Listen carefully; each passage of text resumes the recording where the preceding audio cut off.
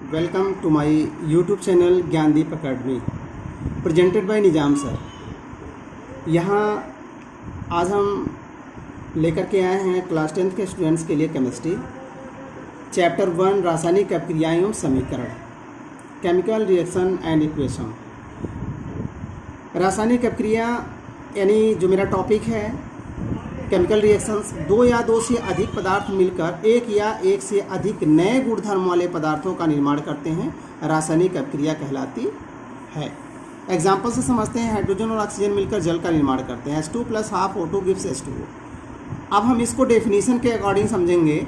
Hydrogen और oxygen मिल करके ये जो जल का निर्माण करते हैं, यानी एक नया जो प्रोडक्ट हमारा बना है, ये एक नया गुणधर्म वाला पदार्थ हो गया। कैसे? हाइड्रोजन और ऑक्सीजन जो है ये क्या है? ये ज्वलनशील पदार्थ है, ये आग लगने में जलाने में सहायक है। और यहीं पे जल क्या है? ये आग बुझाने में सहायक है।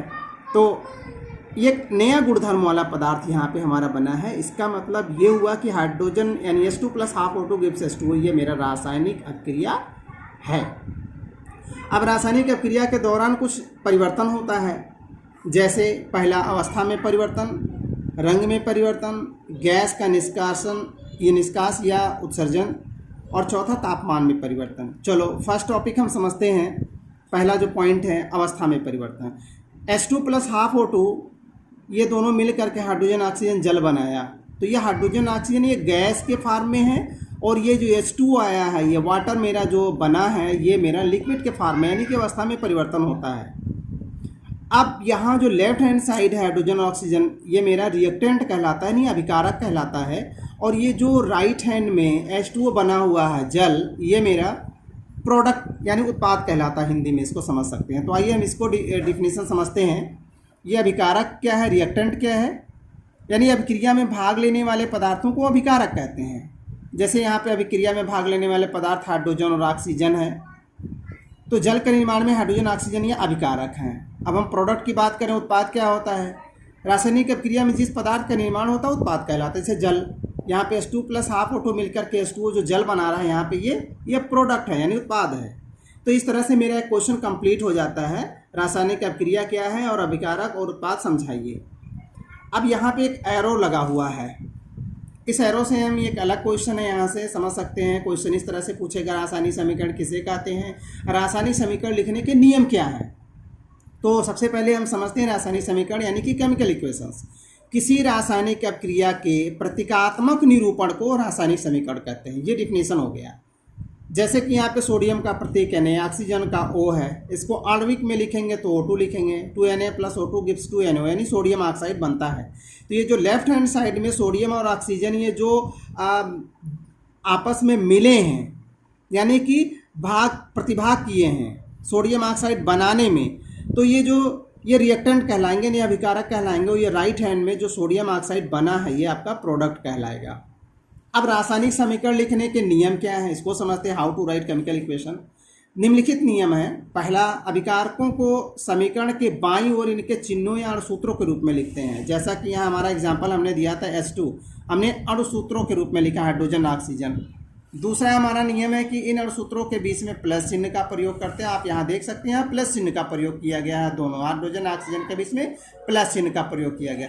तीसरा जो मेरा नियम है रासायनिक समीकरण लिखने का, अभिक्रिया के जो उत्पादों को समीकरण के दाईं ओर लिखा जाता है। आप यहाँ देख सकते हैं H2O जो मेरा फॉर्मेशन हुआ जल का, ये दाईं ओर लिखा हुआ है। और जो चौथा नियम है रासायनिक समीकरण लिखने का, अभिकारकों और उत्पादों के बीच में इस तरह से एरो चिन्ह का प्रयोग किया जाता है। जो ये समता का चिन्ह यहाँ पे बराबर भी इक्वल कर सकते हैं, बट यहाँ पे एरो लिखना बेहतर है। ये क्वेश्चन कंप्लीट हो जाता है। अब अगला जो मेरा टॉपिक है संतुलित रासायनिक समीकरण, बैलेंस्ड केमिकल इक्वेशन। अब ये क्या होता है इसको समझते हैं। यदि किसी रासायनिक अभिक्रिया में अभिकारकों तथा उत्पादों के परमाणुओं की संख्या समान है, तो वह संतुलित रासायनिक समीकरण कहलाती है। एग्जाम्पल से समझते हैं। Zn + H2SO4 give ZnSO4 + H2। यानी यहाँ पे Zn जिंक है, H2SO4 सल्फ्यूरिक अम्ल है, जिंक सल्फेट और हाइड्रोजन बनता है। अब हम देखें कि लेफ्ट हैंड साइड में यानी रिएक्टेंट्स में यानी अभिकारकों में जो भी तत्व हैं, क्या इनमें परमाणुओं की संख्या, और राइट हैंड में जिसको हम अभी उत्पाद कहते हैं, इंग्लिश में प्रोडक्ट कहते हैं, इसमें कौन कौन से तत्व हैं, क्या इनके परमाणुओं की संख्या इक्वल है कि नहीं है।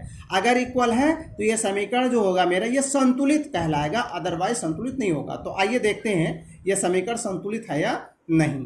तो हम यहाँ सबसे पहले हम एलिमेंट्स को अलग अलग कर लेते हैं, जैसे जिंक है, हाइड्रोजन है, सल्फर है, ऑक्सीजन है।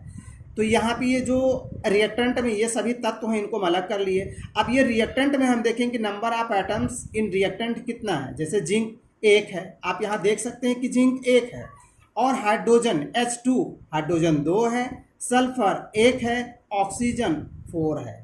इस तरीके से अगर हम प्रोडक्ट में देखेंगे ZnSO4 + H2 में, तो जिंक 1 है, सल्फर 2 है, सल्फर हाइड्रोजन 2 है, सल्फर 1 है, ऑक्सीजन 4 है। इस तरीके से हमारा रिएक्टेंट और जो प्रोडक्ट है इसमें नंबर ऑफ एटम्स इक्वल है। इससे हम कह सकते हैं कि समीकरण संतुलित है। अब इसके आगे जो है हम नेक्स्ट वीडियो में हम डिस्कशन करेंगे कि संतुलित रासायनिक समीकरण हम कैसे रासायनिक समीकरणों को संतुलित कर सकते हैं। तब तक के लिए जो आप मेरा यूट्यूब चैनल सब्सक्राइब करें और बेल आइकन को दबाना ना भूलें। Thank you, all the best, okay, bye bye.